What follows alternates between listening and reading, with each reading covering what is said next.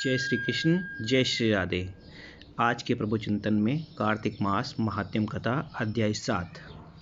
भगवान श्री कृष्ण और सत्यभामा जी के मध्य संवाद चल रहा है, जिसमें वो आगे विस्तारपूर्वक वर्णन कर रहे हैं। इसी के तदंतर राजा पृथु नारद जी से पूछते हैं, कार्तिक मास की विधि, नियम और उद्यापन के बारे में पूछते हैं।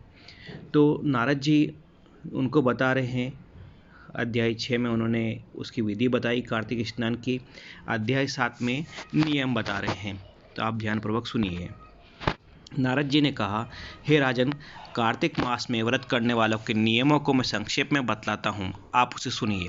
व्रती को सब प्रकार के आमिष, मांस, उड़द, राई, खटाई तथा नशीली वस्तुओं को त्याग कर देना चाहिए।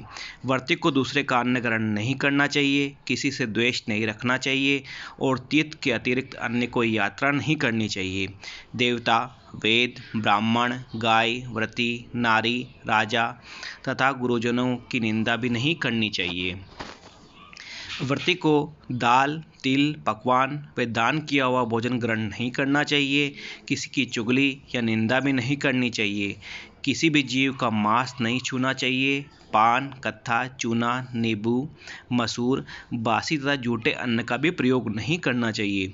गाय, बकरी तथा भैंस के अतिरिक्त अन्य किसी पशु का दूध नहीं पीना चाहिए।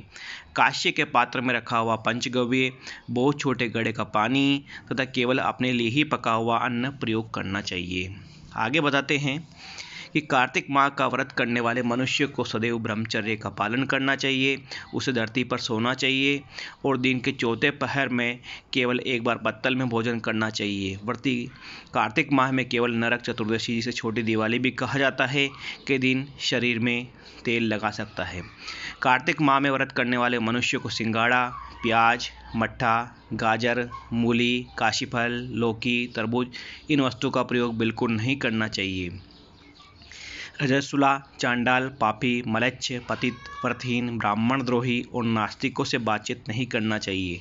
भगवान विष्णु को प्रसन्न करने के लिए अपनी शक्ति के अनुसार चांद्रायण आदि व्रत का पालन करना चाहिए और उपयुक्त नियमों का पालन करना चाहिए।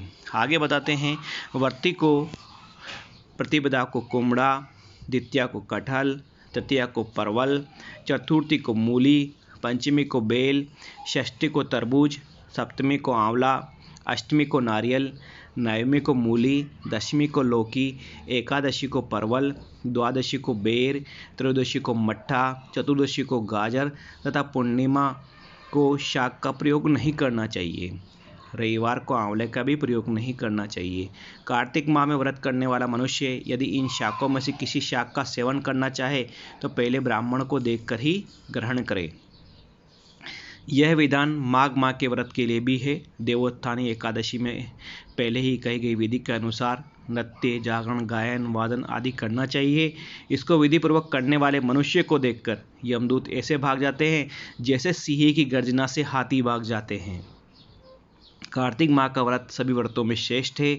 इसके अतिरिक्त जितने भी व्रत यज्ञ हैं वह 1000 की संख्या में किए जाने पर भी इसकी तुलना नहीं कर सकते हैं, क्योंकि यज्ञ करने वाले मनुष्य को सीधा बैकुंठ की प्राप्ति होती है। जिस प्रकार राजा की रक्षा उसके अंगरक्षक करते हैं, उसी प्रकार कार्तिक माह का व्रत करने वाले की रक्षा भगवान विष्णु की आज्ञा से इंद्रादि देवता सभी करते हैं। व्रती मनुष्य जहाँ कहीं भी रहता है वहीं पर उसकी पूजा होती है, उसका यश फैलता है। उसके निवास स्थान पर भूत, पिशाच आदि कोई भी नहीं रह पाते हैं। विधिपूर्वक कार्तिक माह का व्रत करने वाले मनुष्यों को पुण्यों का वर्णन करने में ब्रह्मा जी भी असमर्थ है। ये व्रत सभी पापों को नष्ट करने वाला, पुत्र पौत्र प्रदान करने वाला और धन धान्य की वृद्धि करने वाला है। जय श्री कृष्ण, जय श्री राधे। आज का अध्याय यहीं समाप्त होता है। नए अध्याय के साथ जल्द ही उपस्थित होऊंगा। आप इस कथा को जनहितार्थ अधिक से अधिक शेयर करें और चैनल को सब्सक्राइब करें। जय हिंद, जय भारत।